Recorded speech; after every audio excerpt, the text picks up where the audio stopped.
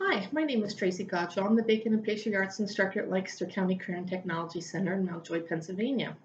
I'm making this video for my students. Today is actually my husband's birthday, and I am going to, you guys usually make his birthday cake, but instead I'm making it at home. And so I baked a red velvet this morning, and I wanted to show you a couple techniques, some are review, and some are things that I haven't demonstrated before. So the first thing I'm doing is just going to trim up the top of this cake just a little bit. And I know some of you have not had the opportunity to work at home. I just want to point out a couple reminders that use your cake wheel. These cake wheels are amazing, and I absolutely love using them. And you get a cake wheel, and as long as you take care of it and clean it properly, it'll last a lifetime. So notice I am not moving my knife all the way around my cake. I am sawing with my knife, but I'm using my cake wheel to turn the cake and using my knife to cut straight through.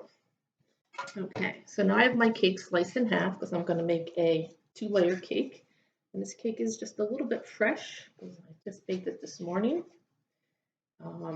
So I have my layer here. I'm just going to peel this off and save this for my top since I have that one on the board. And I always make simple syrup, and this is just a little quantity that I made for one cake, and I used 2 ounces of water and 1 ounce of sugar. And while my cake was baking, I just put that in the microwave to dissolve the sugar, and this makes it extra moist.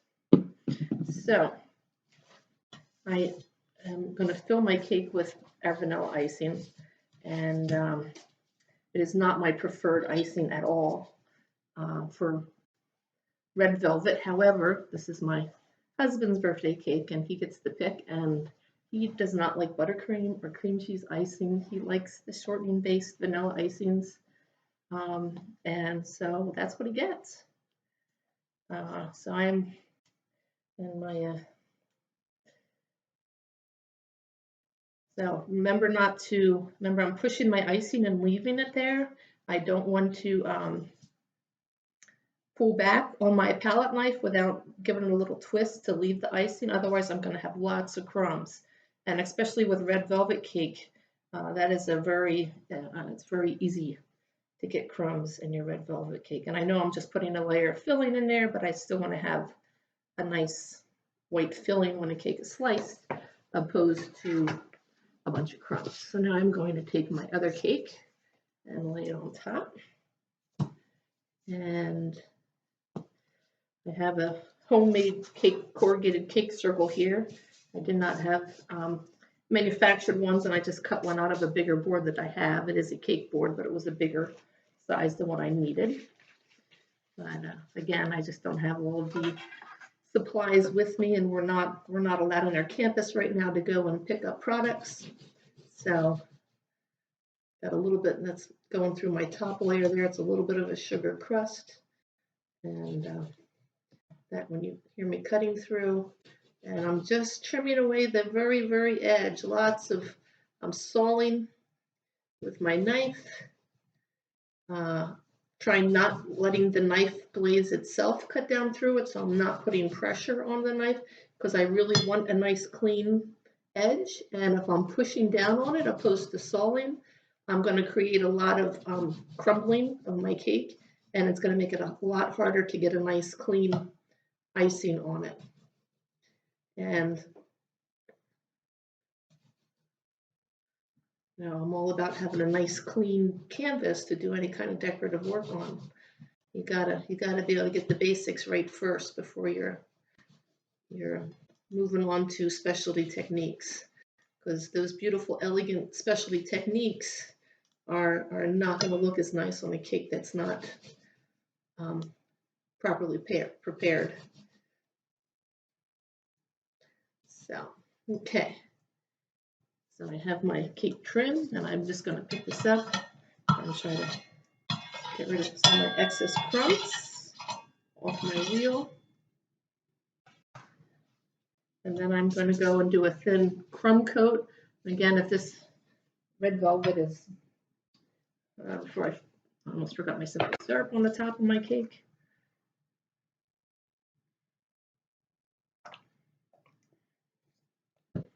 So I'm going to go ahead and do a thin crumb coat. I always encourage my students to do crumb coats in the beginning, and once they become more skilled and they're no longer pulling up crumbs, you know, I don't always require it depending on their ability, but red velvets are tough, and this is a pretty relatively fresh baked red velvet cake. So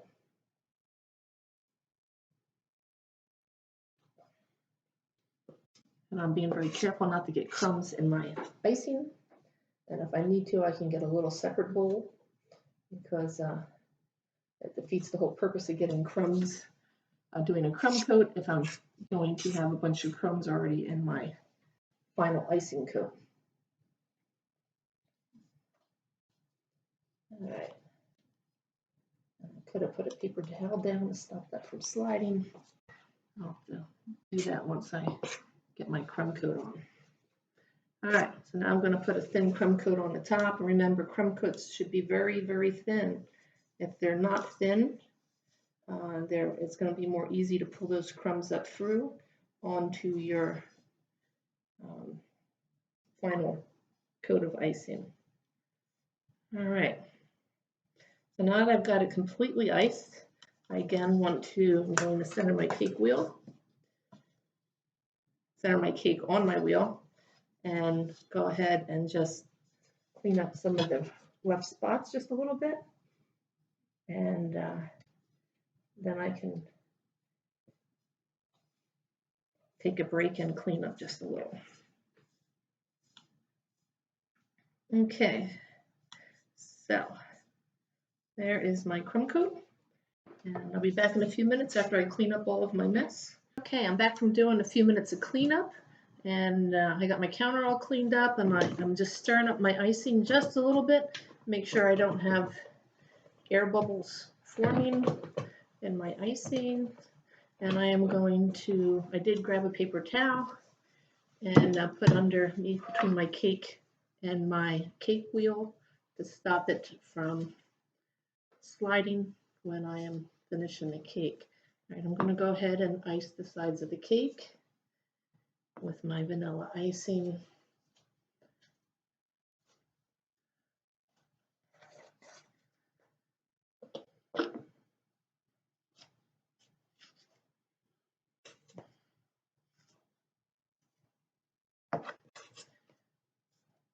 Now, if I wanted to, I could have put my cake in the freezer for 10 minutes or so to let it set up to help keep those crumbs in. That is another way of making the outer coating more foolproof. And if you're newer at icing cakes, it's probably not a bad idea to go ahead and do that, especially if you're doing one that, like the red velvet, that is so easy to see crumbs through. All right, I'm just putting my cake on the wheel, and I want to make sure my paper towel is completely underneath, so I'm not fighting it. And I'm putting my more icing on top, and I know it seems like a lot, but we'll be taking some off. And again, when I'm spreading the icing, making sure that I'm pushing it out, and then I'm twisting with my palette knife to make sure it stays there. If I go out and I just pull back in, I'm going to be pulling that top layer of icing off of the cake, and it's going to be pulling crumbs up from the cake. And you're going to have unsightly crumbs in there, and plus it makes your cake rough and harder to finish. So now that I have my base coat of icing, my last coat of icing on, I'm going to go ahead and smooth the top. And again, notice my palette knife is staying completely still. And I'm turning the wheel. And now I'm going to do the same thing for the side of my cake. I'm just going to clean off a little excess here.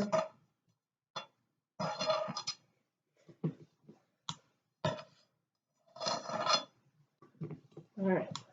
So, and again,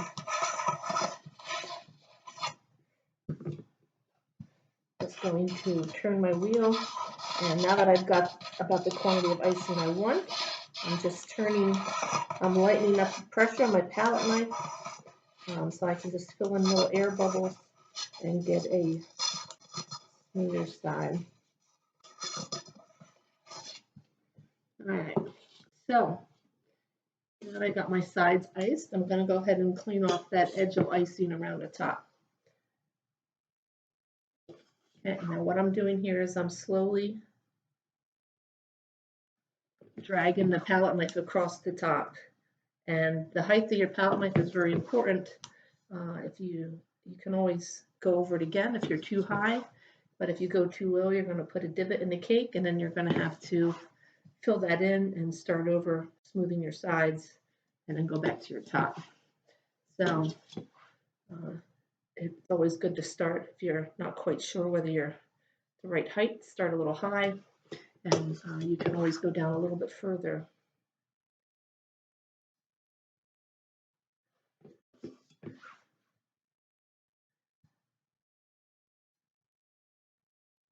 All right. Hi there, I'm back again. While I was paused the video, I made some sacher glaze, and this is probably the smallest batch of sacher glaze that I've ever made. It's just a stick of butter, which is 4 ounces by weight, and 8 ounces of semi-sweet chocolate by weight. And normally if I was doing this in my work on the gas burners we have, I do it over a double boiler, and I just let the butter melt, stir in the chocolate. But here in my home, my low heat is really low, so I was able to just put the butter directly in the pan, let it melt slowly, and then I stirred in the chocolate to make sacher glaze. I do have it tipped just a little because I do have such a small quantity. I did have the cake in the refrigerator to let it set up a little, and I'm going to show you a technique that we haven't learned in class before. So I need to be able to hold my palette knife over my, the handle's a little long, so I need to be able to hold it over to the edge of the counter. So I'm just dipping the palette knife in, and you'll be able to see this real soon, to the sacher glaze, and then I'm just putting it against the side of the cake and dragging it down. Now I may go over this once again. If I have any spots of icing through it, I can actually go through it a second time and make it a little thicker.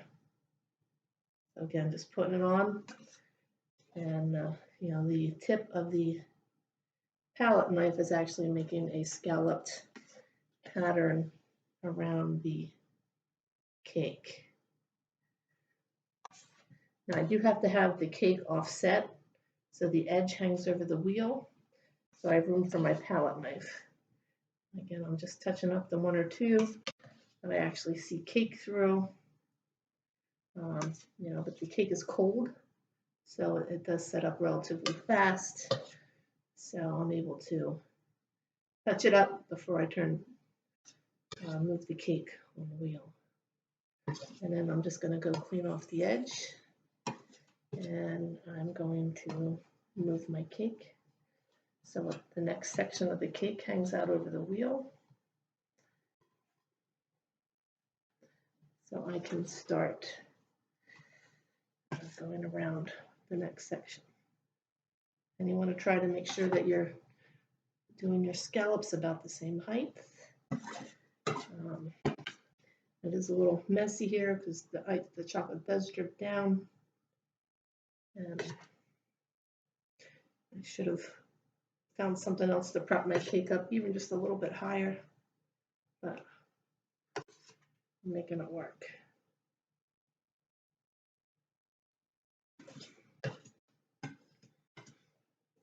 All right, again, I'm cleaning up, and then it's pretty solid looking, so I'm gonna rotate my cake again. Don't want it to fall off here, and have it hanging out over the edge, and go all the way around.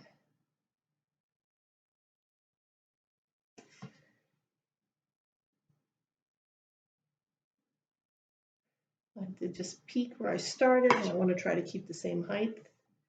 And I noticed I'm slightly going up, so I want to slightly start bringing it down, so when I get around to the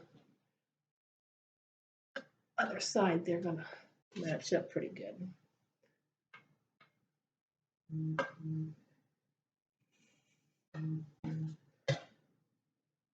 Okay.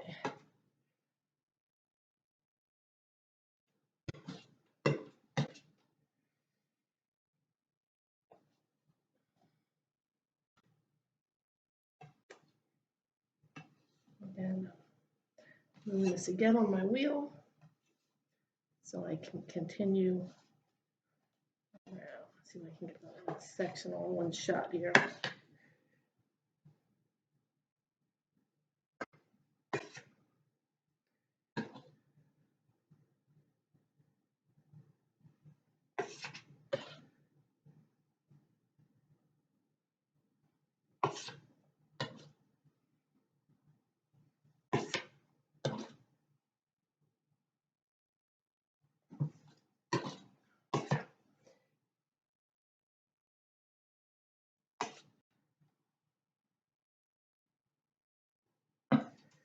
All right. So I'm going to make my next one or two just a hair bit higher so it matches up just a little bit better. My first one was kind of low.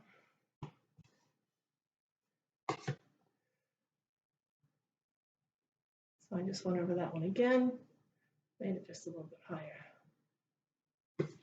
Okay, so now the scallops on the side of my cake. I put it on a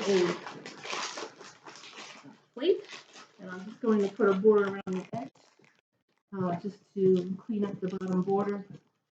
And again, I have the same vanilla icing that I iced the cake with, and I'm going to make a bottom border, just a simple bulb. I think the round bulbs look good with the rounded scallop, so I'm just going to do a round bulb. And I'm going to overflow your bag. I just have a big mess. Okay. So.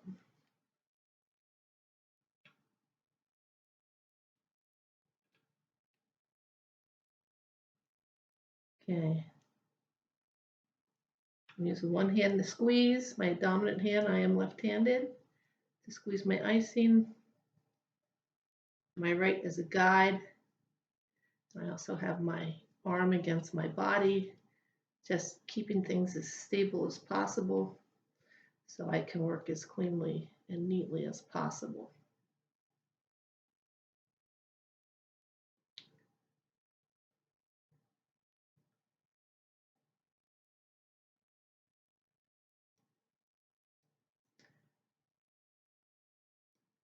I probably could have used a little smaller tip. And I don't have a whole supply of, I have some minimal tips at home, but not as many options as I do have in our lab.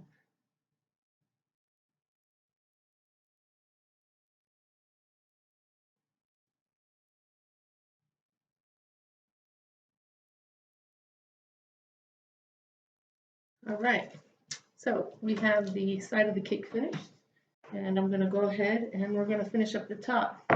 I did melt some chocolate chips here,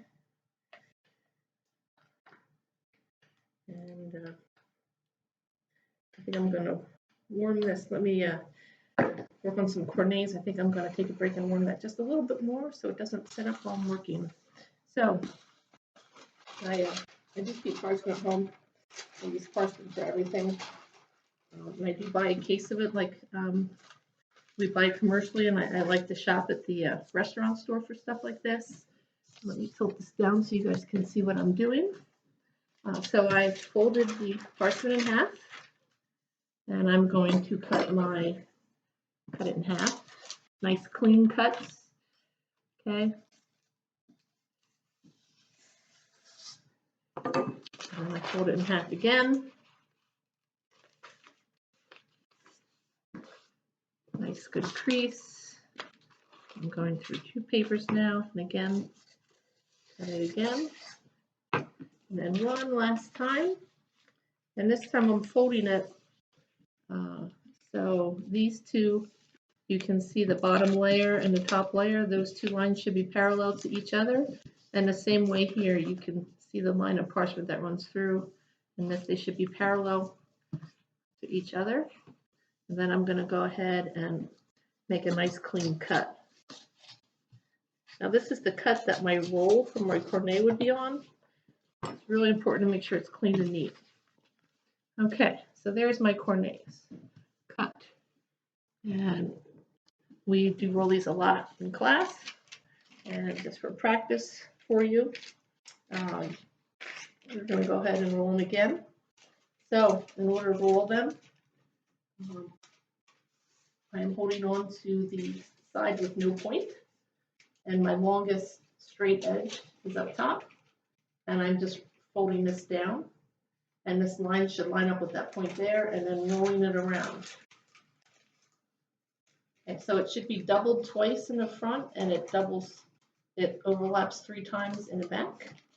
And then I want to make sure I have no hole in there, no hole in the top, and I'm just folding this point down. All right, I have my chocolate warmed up again. I did just pop it in my microwave. You can certainly do it over a double boil on your stove as well, but I have a very little chocolate today. This is way more than what I need to do what I'm going to do on the top of the cake. I'm just going to do a quick chocolate border. And I know we've done these in school, and I actually practice a little bit to come up with something a border you haven't seen me do before. So it's the first time doing this on a cake, so hopefully it turns out well. And do not overfill your cornet. That is more than enough for me to do everything I need to do. And notice nothing is dripping out the bottom. It shouldn't if you have a nice tight cornet. I have my crease right here, and so I'm folding it so my crease is in the middle, and then I want to make sure that I'm folding away from the crease. Otherwise, if I fold it towards, it's going to pop open and chocolate is going to come out and make a mess. So roll it down, and then I need to put in a small hole with scissors.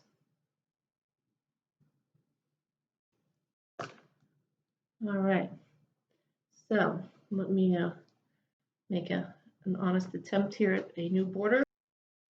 So when I was playing around with this morning, deciding whether I like the loops larger or smaller, and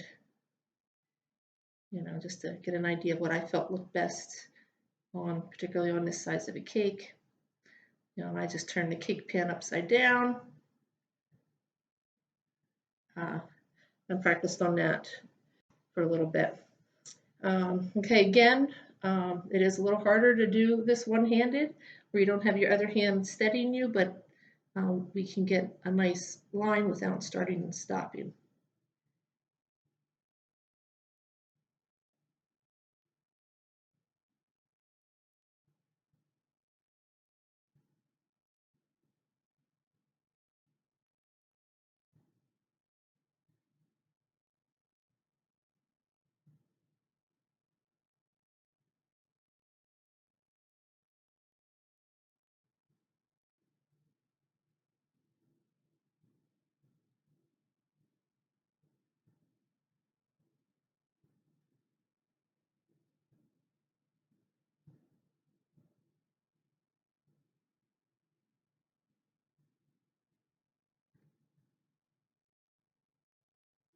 Okay, so now if I wanted to, I could go and add some little dots if I wanted, which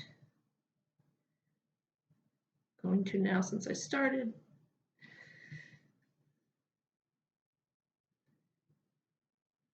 And I can add others if I wanted.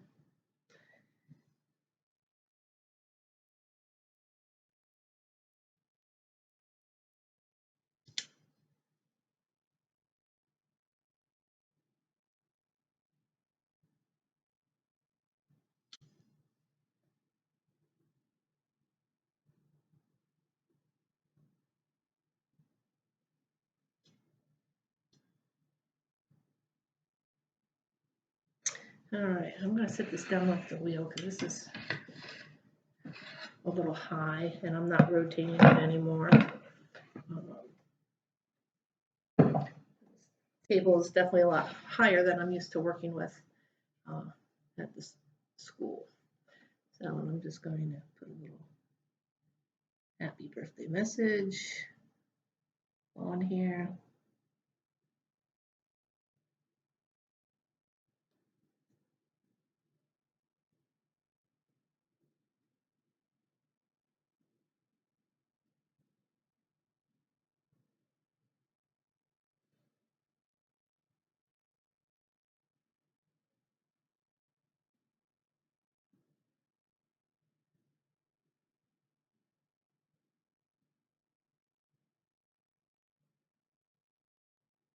Okay, so take notice I touched just to start and stop, and I wasn't touching the cake at all during the rest of the writing, so I can have nice, smooth, clean lines.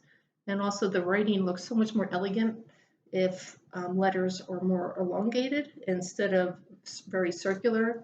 Like if you notice my A's and my P's are definitely more circular, or more elongated than circular, because it gives a more elegant look.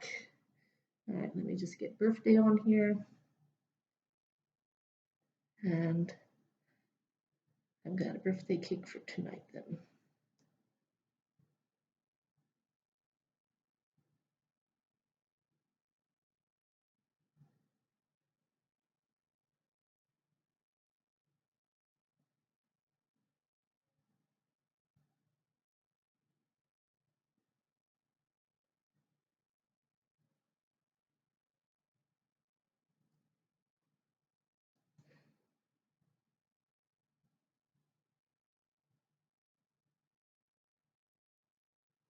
Okay, so I think I am done with my birthday cake.